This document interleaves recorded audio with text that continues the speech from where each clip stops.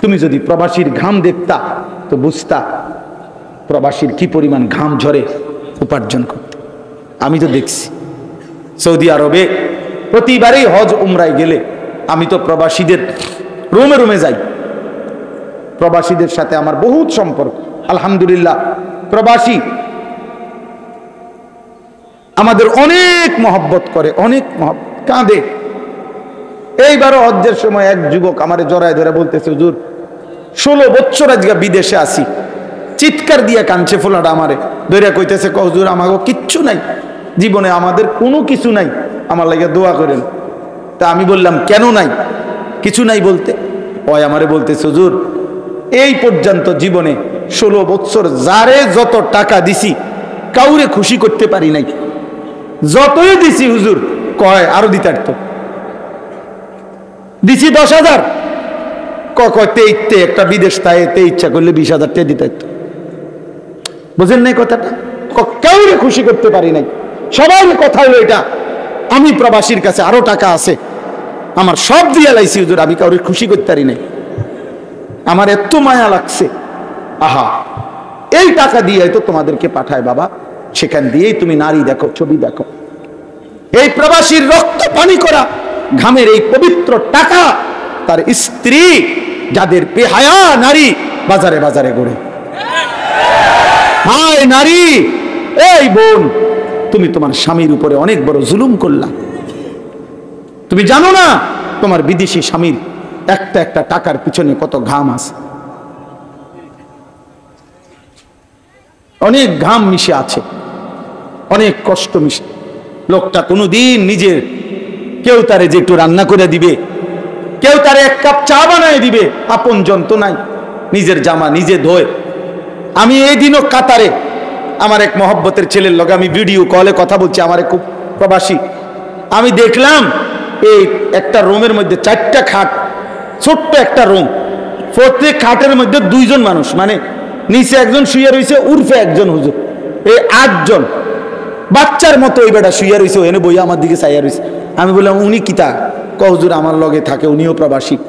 আহা, মায়া লাগছে। মানে আলগা জায়গা নাই, এক খাটে 2 জন ঘুমায়, নিচে একজন, উর্ফে একজন। এত কষ্ট করে কাটায়, এটা কি জীবন? দেশে এটা কল্পনা করা যায়?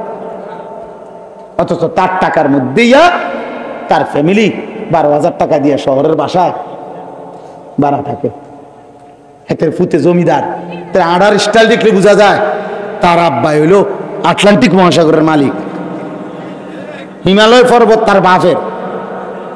তার হাঁটা দেখলে মনে হয়, তার চুল দেখলে, তার কথাবার্তা দেখলে মনে হয় সে 7 রাজার ধন পাইছে। অথচ তার বাবা ওই দোতলা খাটের রূপে ঘুম যায়। আল্লাহ তোমাদেরকে হেফাজত করেন। প্রিয় ভাই, রাগ করে বলি নাই, তোমার প্রতি নারাজ তো না আমি। এখানে তো আমার কারোর সাথে কোনো ঝগড়া হয় নাই। আমি শুধুমাত্র বিবেকের জন্য বললাম, ইনসাফের জন্য বললাম। আল্লাহ আমাদেরকে হেফাজত করেন।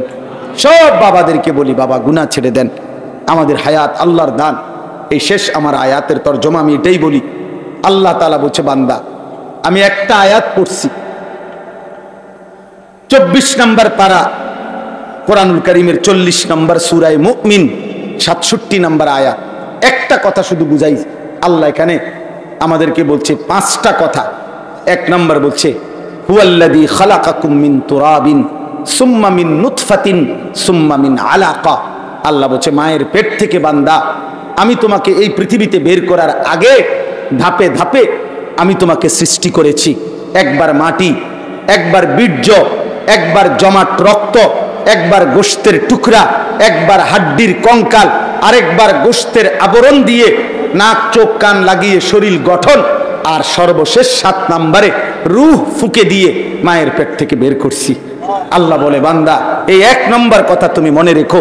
7 ধাপে আমি চাইলে কুন বললেই হয়ে যেত। আমি কুন ফায়াকুন, আমি যদি বলি হও তাহলেই তো হয়ে যায়। আমি এটা বলেও তোমারে বানাইতে পারতাম, কিন্তু আমি তোমারে বেশি মায়া করে মায়ের অন্ধকার জরায়ুতে 9 মাস লাগাতার রেখে আমি আল্লাহ আমার কুদরতি হাতে একটা একটা করে ধাপ অতিক্রম করে আমার নিজ হাতে চোখ নাক কান আমি লাগাইয়া আমি তোমার আকৃতি দিয়ে মায়ের পেট থেকে আমি তোমাকে বের করেছি। অতএব বান্দা আমারে কেমনে বললা? তুমি জানো না আমি তোমারে কত যত্নে বানাইছি? আমারে বললা কেমনে? আমারে একটা সেজদা দিলা না কেমনে? 2 নাম্বার, আল্লাহ আবার মনে করাইছে, সুম্মা ইউখরিজুকুম তিফলান সুম্মা লিতাবলুগু আশুদ্দাকুম সুম্মা লিতাকুনু শুয়ুখা। আল্লাহ বলেন এবার মায়ের পেট থেকে বের হয়ে ভাবো তো, আমি আল্লাহই তো তোমাকে শিশু বানাইলাম, আমি আল্লাহই তো তোমাকে পূর্ণ শক্তি যৌবন দিলাম, আমি আল্লাহই তো তোমাকে আবার বৃদ্ধ বানাইলাম। এটাও কি আমি করি নাই? কথা বলে না, আল্লাহ করে নাই? শিশু কে বানায়? যুবক কে বানায়? বৃদ্ধ কে বানায়? আল্লাহ বলেন শিশু কালো তো আমার, যৌবন কালো তো আমার, বৃদ্ধ কালো তো আমার, তা আমারে ভুলে গেলা কেন? মায়ের পেটের সময়টাও তো আমার, আমারে ভুললা কেন? 3 নাম্বার, অমিনকুম মান ইউতাওয়াফা মিন ক্বাবলু। আল্লাহ বলে বান্দা মনে রেখো, তোমার দাদা, তোমার চাচা, তোমার বড় ভাই, তোমার সমবয়সীর চাইতে বয়স্ক, তাকে দেখে তুমি প্রতারিত হইও না, বরং এটা মনে রেখো আমি সবাইকে জন্ম নিলেই, মায়ের পেট থেকে বের করলেই সবাইকে আমি জোয়ান বানাই না, সবাইকে আমি বুড়া বানাই না। আমি কিন্তু চলতি পথে অনেককেই পূর্ণ বৃদ্ধ পর্যন্ত পৌঁছবার আগে আগেই মৃত্যু দিয়ে ফেলি, এবং মৃত্যুই দেই বেশি, টিকে রাখি কম। এই জন্য হাসান বসরি রহমতুল্লাহ আলাইহ বলছেন, হে যুবক মনে রেখো, আম গাছ থেকে যে ফুল বের হয়, মুকুল বইল, আমের বইল, আমের মুকুল, তিনি বলছেন ওই মুকুল সবগুলো আম হয় না, যতগুলো ছোট্ট ছোট্ট আম হয় সবগুলো বড় আম হয় না, যতগুলো বড় হয় সবগুলো ফাঁকে না, বরং মনে রাখবা ঝরে যায় বেশি, থেকে যায় কম। মুকুল ঝরে যায় বেশি না টিকে বেশি? ছোট্ট আম, ছোট্ট ছোট্ট যে পিচ্ছি পিচ্ছি আম ধরে ফইলা, এগুলা বেশি টিকে না ঝরে যায় বেশি? এই জন্য বলছে ঝরে যায় বেশি, টিকে থাকে কম। আল্লাহ বলছে বান্দা আমি কিন্তু সবাইকে শেষ পর্যন্ত বৃদ্ধ পর্যন্ত নেব না। আমার এক বন্ধু মৌলানা মোতালেব হুসাইন সালিহি, বক্তা আলেম, মৌলানার ছেলে মেয়ে, তার 2টা ছেলের পর একটা মেয়ে হয়েছে, আজকে 1 মাস অসুস্থ ছিল, নতুন 1 মাসের বাচ্চা, গতকালকে রাত্রে 10টা বাজে নিঃশ্বাস আটকায়া বাচ্চাটা মারা গেছে। আজকে সকাল 11টা 11:30 বাজে দাফন হয়েছে। অনেক কাঁদতেছে, যে ঢাকা হসপিটালে ছিল, রাত্রে 12:30 1টা বাজে যখন আমারে কথা বলতেছে, কাঁদতেছে আর বলতেছে আমার সন্তান আমার কোলে। এত ছোট বাচ্চা, তোর অ্যাম্বুলেন্সে আনার দরকার নাই, ওই যে আমার সন্তান আমার কোলে, আমার দিকে তাকায় আছে।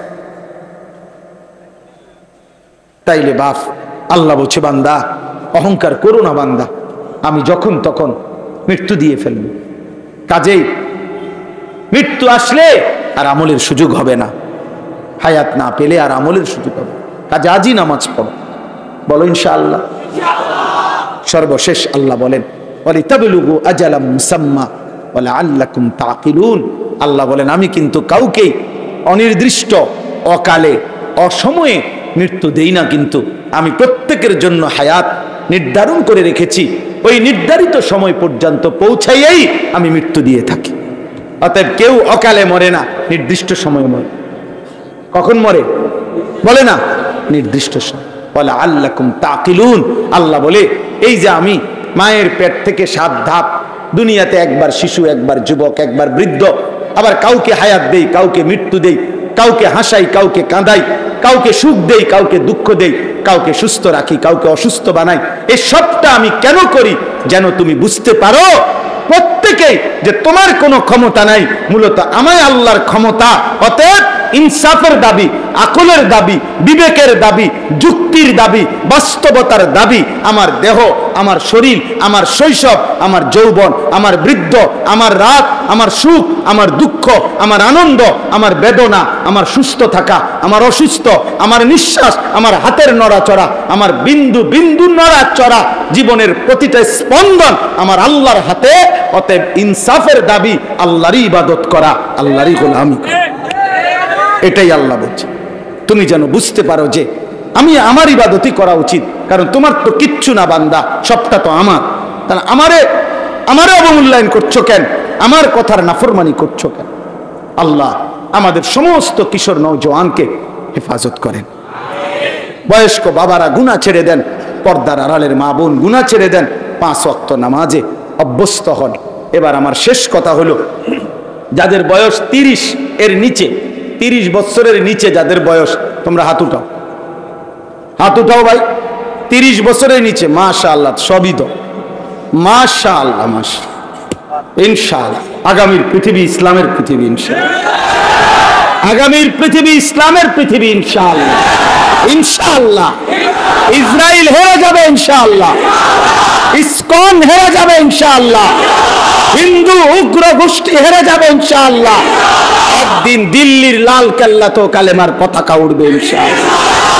আমার ওসিয়ত তোমাদের প্রতি, প্রিয় ভাই আমার, ছেলেরা আমার, সন্তান আমার, 2টা কথা আমার শেষ। এক, চোখ হেফাজত কইরো, নারী দেখো না, অশ্লীল ছবি দেখো না। নারীর চাহিদা তোমার আল্লাহ দিছে, বিবাহের মাধ্যমে পবিত্র এক নারী মিলিয়ে আল্লাহ তোমার চাহিদা পূরণ করে দেবে ইনশাআল্লাহ। তুমি নষ্ট হইও না, তুমি চরিত্রহীন হইও না, তুমি লম্পট হইও না। আর 2 নাম্বার হলো ফজরের নামাজ জামাতে পড়ো, ইনশাআল্লাহ তোমার জীবন সুন্দর হবে, আখলাক সুন্দর হবে, চেহারা সুন্দর হবে, বাকি 4 ওয়াক্ত নামাজ সহ তোমার জীবন নূরানি হয়ে যাবে ইনশাআল্লাহ। রাজি ইনশাআল্লাহ? চেষ্টা করবা ইনশাআল্লাহ? হিম্মত করো ইনশাআল্লাহ। কোন নামাজ পড়বা? কোন নামাজ? আবার বলো, জোরসে বলো, আরো জোরে। মাশাআল্লাহ, আল্লাহ তৌফিক দেন। সবাই মহব্বতের সাথে বসো, ওলামায়ে কেরামের নসিহত ধারাবাহিকভাবে শুনতে থাকো। আমারে চাটখিল যাইতে হবে, এই জন্য দয়া করে আল্লাহর ওয়াস্তে কেউ ধাক্কা ধাক্কি ঠেলাঠেলি করলে আমি মুসাফা করার সুযোগ আমার কাছে নাই। আল্লাহর ওয়াস্তে কেউ ঠেললো না, আমারে ধাক্কাইও না ভাইয়া, অনুরোধ করছি আমারে যাইতে দাও, কেউ উঠাউঠি করো না।